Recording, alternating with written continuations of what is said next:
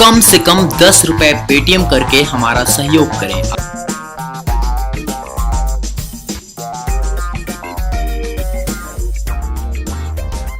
नमस्कार, only news 24x7 में आपका स्वागत है। ओनली न्यूज 24x7 आज मुद्रा योजना की बात करने जा रहा है और ताल ठोकने जा रहा है। यकीन मानिए, आज बड़े बड़े बैंकों की पोल खुलेगी और नरेंद्र मोदी को बदनाम करने वाले बैंकों की पोल खुलेगी। अगर आपको भी लोन नहीं मिल रहा है तो आप इस खबर को अधिक से अधिक शेयर करें, इस खबर को लास्ट तक देखें। हम आपको आज लोन दिलाएंगे। ओनली न्यूज 24x7 आज आपको मुद्रा लोन दिलाएगा। अगर आपको लगता है कि आपके जनधन अकाउंट खाते में लोन नहीं आ रहा है तो हम आपको बताएंगे। हमारे साथ हैं हमारे सहयोगी मानस और एक जो कि देवेंद्र हैं और हमारे लिए एज ए कैमरा पर्सन काम करते हैं, लेकिन इनको भी समस्या आई है तो हमने बिल्कुल इनको साथ में रखा है कि उनसे पूछेंगे कि आखिर बैंक कितनी आनाकानी करते हैं। भले नरेंद्र मोदी की कितनी बड़ी योजनाएं आ जाएं, वो उन योजनाओं को फेल्यूर कौन कर रहा है। ग्राउंड जीरो पर हम जाते हैं तो क्यों लोग कहते हैं कि जनधन अकाउंट का हमें पूरा फायदा नहीं मिल रहा है, आखिर इसके पीछे कौन है, हम इस सब का जायजा लेंगे। सबसे पहले मैं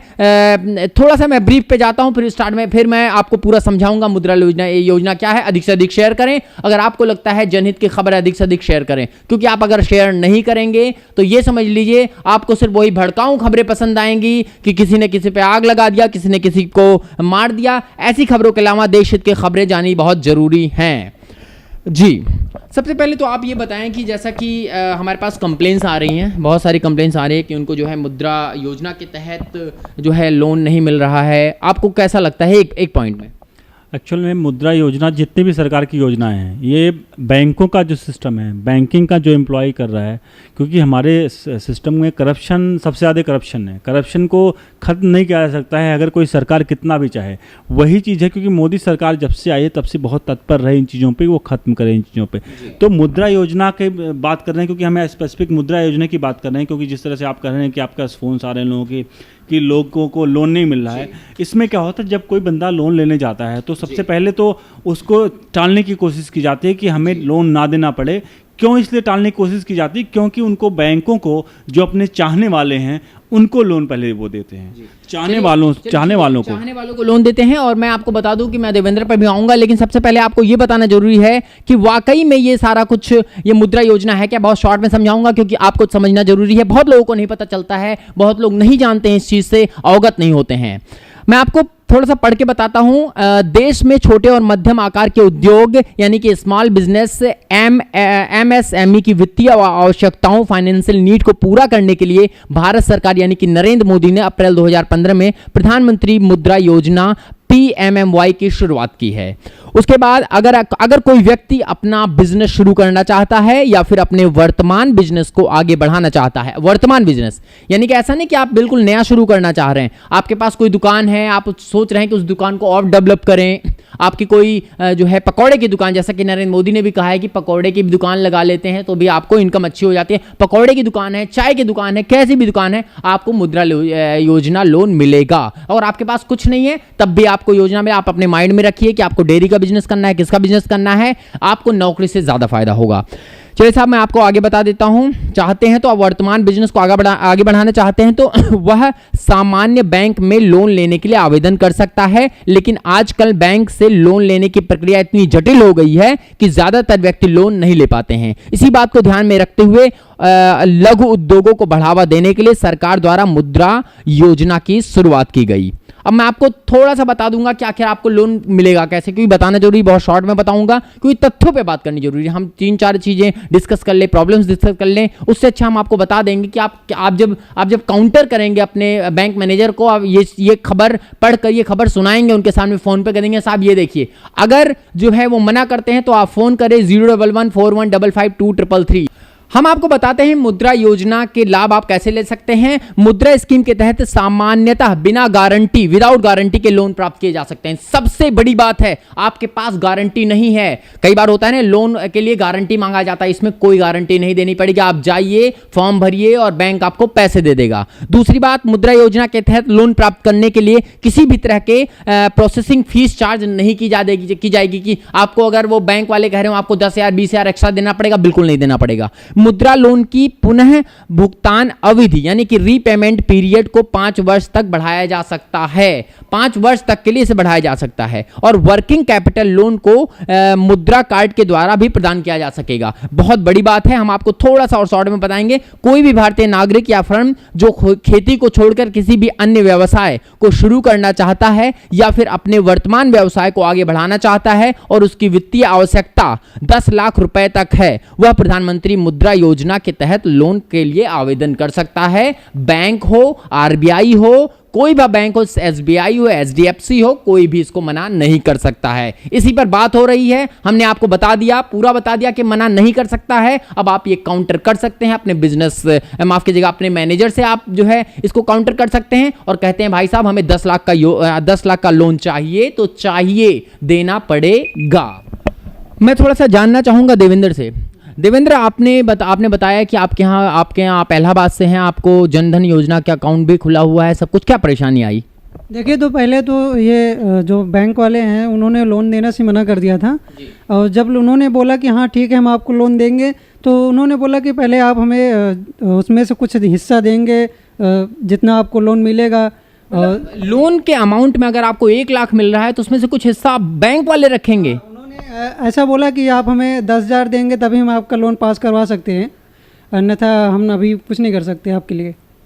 ये तो बहुत ही ज़्यादा शर्मनाक बात है। ओनली न्यूज़ 24x7 इस पे खेद जताता है और ये शायद नरेंद्र मोदी को, पीएम को नहीं पता होगा कि इनके अंदर बैठे जो करप्ट एम्प्लॉयज़ हैं वो ऐसा कर रहे हैं। ओनली न्यूज़ 24x7 इसको पीएमओ को ट्वीट करेगा, इसको जो है रिलेटेड मंत्रालय को ट्वीट करेगा और ट्वीट करके ये बताएगा कि आखिर ये करप्ट क्यों है। कॉमेंट्स बॉक्स में आप भी बताएं, अगर आप भी लोन लेने जाते हैं, आपको कोई समस्या होती है तो आप भी बताएं कि आखिर आपको क्या समस्या हो रही है। जी, आप इसमें मैं एग्जांपल देना चाहता। मैं मोहाली में था, मोहाली फेज़ 2 में। वहाँ पे एक पकौड़े वाला था, तो छोटा ठेले पे, आप लोग पता है रेडी पे वो पकौड़े लगाते हैं। तो वो क्योंकि मैं वहाँ रहता था, मैं बार बार वहाँ जाता था, आसपास घूमता रहता था।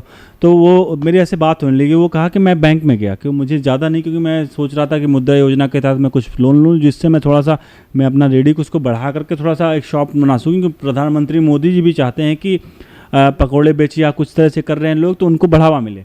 तो वो बंदा जो बताया बड़ा शॉकिंग था मेरे लिए। मोहाली, आप पता है ना, मोहाली पंजाब में आता है, चंडीगढ़ से जुड़ा हुआ।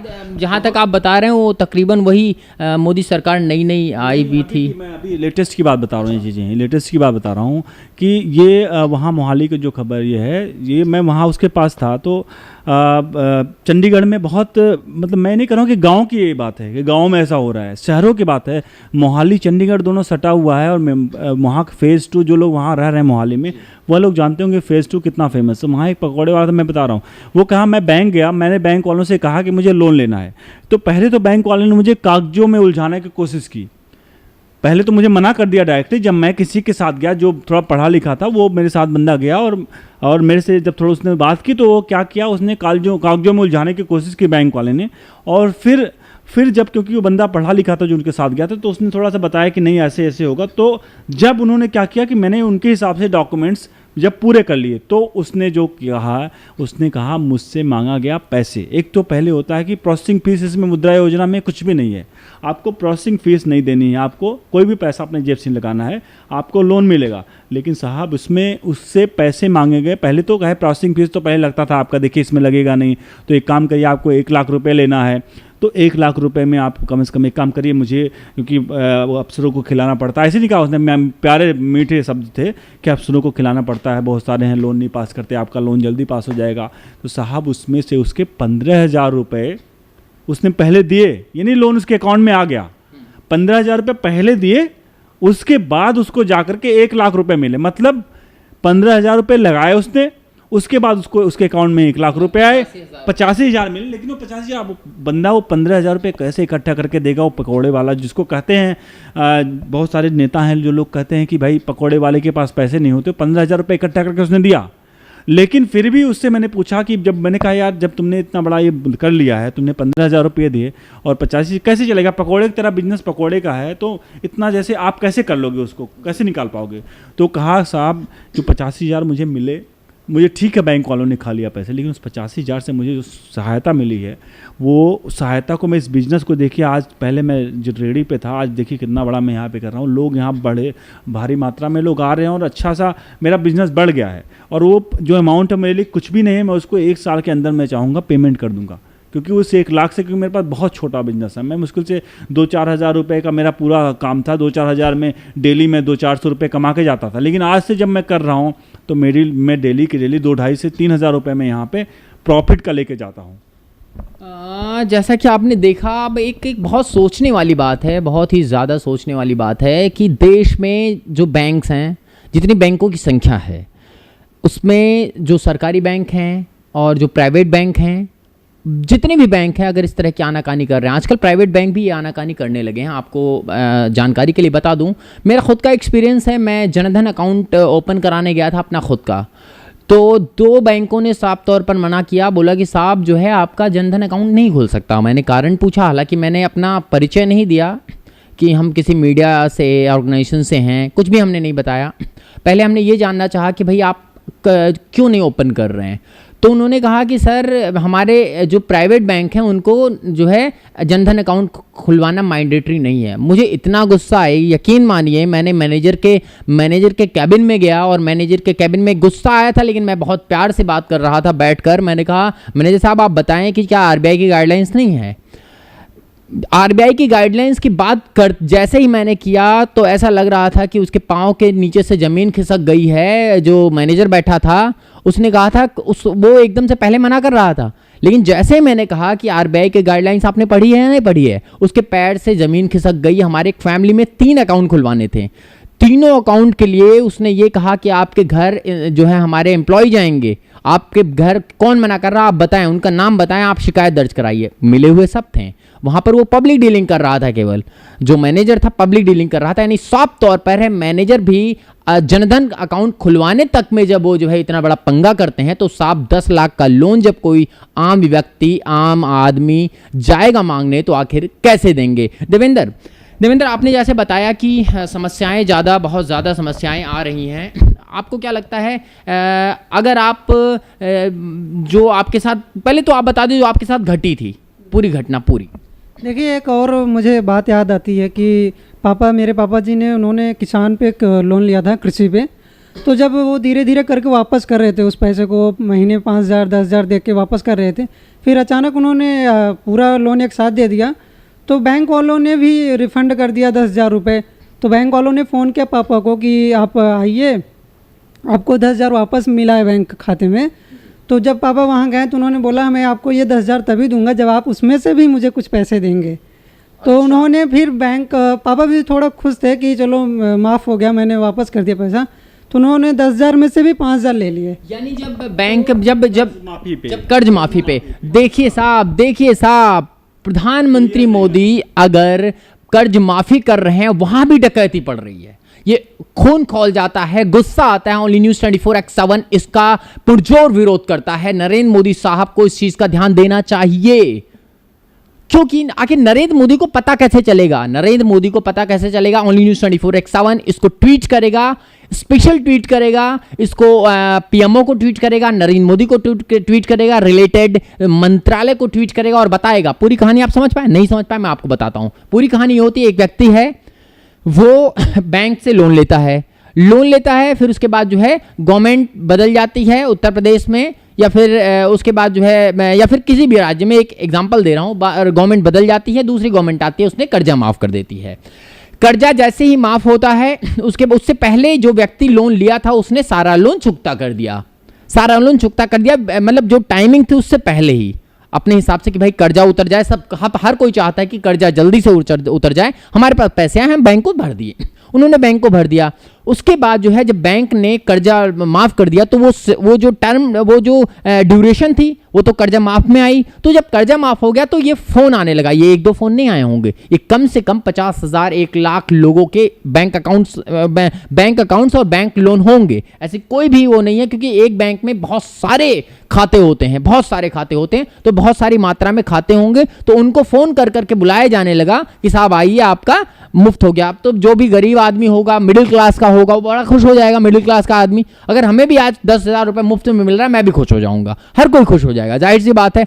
तो जब वो उसे बैंक बुलाया जाता है तो वहां पर डीलिंग की जाती है, डील की जाती है। वहां पर बैंक मैनेजर के जो चमचे हैं, जो दलाल हैं, जो उन्होंने ब्रोकर बना रखा है, वो दलाल उनसे बात करते हैं और दलाल कहते हैं साहब आपका 10,000 रुपये तो आया है, लेकिन आपका 10,000 रुपये आपको तभी मिलेगा जब आप हमें उसमें से 3,000 या 8,000, माफ कीजिए 3,000 या 5,000 रुपये देंगे। तो साफ तौर पर है कर्ज माफी के पास बंदा खुश होता है कि भाई हमारे पास वापस आ रहे हैं, चलिए हम तो रख लेते हैं, बहुत अच्छी बात है, सरकार ने कर दिया। लेकिन सरकार के गुणगान जितनी होनी चाहिए उतनी नहीं हो पाती है। ओनली न्यूज 24x7 ऐसी खबरों को हमेशा लाता रहता है। ओनली न्यूज 24x7 ऐसी खबरों के लिए जाना जाता है, सच की तह तक जाना जाता है। जी वाकया दोहराना करना चाहता हूँ। नोटबंदी का समय था, सबको शायद ये कहानी सबको पता होगी। नोटबंदी का समय था, उस समय नोटबंदी की थी सरकार ने, और उस टाइम पे बैंकों का, क्योंकि लोग मैं किसी सेक्टर से, मेरे बंदे को जानने वाले थे, जुड़ा रहे थे, वो रियल एस्टेट से जुड़े हुए थे। तो जब नोटबंदी हुई थी उस टाइम पे रियल एस्टेट के बंदों का जो, क्योंकि ब्लैक मनी सबसे ज़्यादा रियल एस्टेट में था उस टाइम पे, क्या था, अब उनके पास गड्डियों के नहीं, उनके पास पता है आपको कि जिस तरह से उनके पास पैसे घरों में बोरे के बोरे कट्टे पूरे भरे होते हैं पैसों से, वो लोग इंच टेप से पैसों को मेजरमेंट करते हैं। 500 की गड्डी है तो मेजरमेंट करते थे इंच टेप से, कितना पैसा होगा, इंच टेप से काउंटिंग नहीं होती थी, इतना पैसा लोगों के पास पड़ा होता था। और जब यह नोटबंदी कायक हुई है उसके बाद क्या हुआ है कि बैंकों के जो लोग उनसे लिंकअप में थे, क्योंकि डायरेक्टली खुद नहीं, जो बिल्डर भी डायरेक्टली नहीं बैंकों से बात करता, उन्होंने अपने बिचौलिए लगा रखे थे, क्योंकि दलाल लगा रखे थे। वह बंदा बैंकों से बात करता था, मैनेजर से बात करता था, और जो बंदा बैठा है जिसको पैसा करवाना था वो बिचौलियों के पैसा देता, डायरेक्ट नहीं जाता था। बिचौलिया क्या करता था, उसके पास ज़्यादा। तो उस टाइम पे मैंने, क्योंकि मेरा एक बैंक मैनेजर जानवर था, तो मैंने एक स्ट्रिंग ऑफ, मतलब मैं जानना चाहा आखिर वाकई में हो क्या रहा है। मैंने उनसे फ़ोन किया, मैंने कहा साहब किसी के कुछ पैसे पड़े थे तो उनको चेंज करवाना था, क्या आप लोग कर रहे हो? उन्होंने कहा ठीक है, नहीं अभी मैं बैंक में हूँ, आपको बाद में बात करता हूँ। शाम को उनका फ़ोन आता है, और उनका फ़ोन आता है, वो कहते हैं कि साहब हो जाए, कोई इशू नहीं, कितना पैसा है, कितना 100-200, मैं समझा 100-200 मतलब 100-200 क्या मतलब, मैं समझा नहीं, पूरा क्लियर बताइए आप। 100-200 करोड़ हो? मैंने कहा 100-200 करोड़, मैंने कहा, मैं शौक रहा, मैं 100-200 करोड़, कह रहा हाँ कितना भी होगा वो हो जाएगा। मैंने कहा भला, मतलब लोग 2,000-4,000 के लेके लाइन में लगे हुए, आप 100-200 करोड़ रुपए कैसे, मैं तो समझ नहीं पा रहा हूँ, कैसे करोगे आप लोग?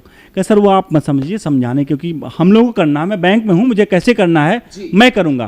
तो एक पता क्या करते थे वो लोग, मैंने कहा, मैंने समझना चाहा, मैंने कहा यार बताइए कैसे होता है। तो उन्होंने कहा साहब मेरे पास ऐसे अकाउंट यहाँ पे करंट अकाउंट बहुत से पड़े हैं, जो आज की बात नहीं है, जहाँ जिनके अकाउंट में daily 10-20 crore 25 crore 50 crore transaction daily होते रहते हैं।